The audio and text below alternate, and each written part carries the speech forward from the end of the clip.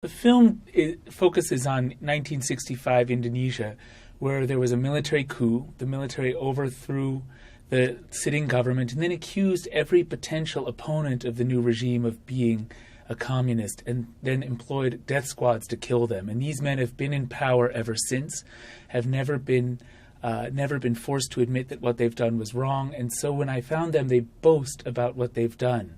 And rather than and to understand then the nature of this horrific regime that they've built and that in many ways is still in place, I challenge them to dramatize their memories of genocide, which they do. And the result is chilling and leads the main character to recognize finally the moral catastrophe of what he's done. I began making this film in collaboration with a community of survivors of the killings, and the army would not let the survivors talk about what had happened. So the survivors said, before you quit and go home, try and film the perpetrators. Maybe they will tell how they killed our relatives. To my horror and astonishment, every perpetrator was boastful.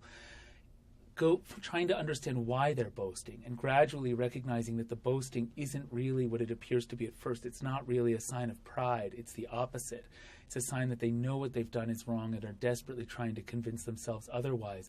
Meant coming to understand these men as human beings, as a way of understanding how we do this to each other and what are the effects of this kind of mass killing on each other, on our societies. And that meant going with these men into the very heart of darkness. That was painful. And at times it maybe was dangerous in the sense that the killers would occasionally realize that the film will turn the official history on its head, which is what it's done. The film has transformed the way Indonesia talks about its past, the way the media talks about the past there. The media now talks about the genocide as a genocide. My whole film crew, meanwhile, remains anonymous for fear of retaliation, for spending 8 years making the film with me.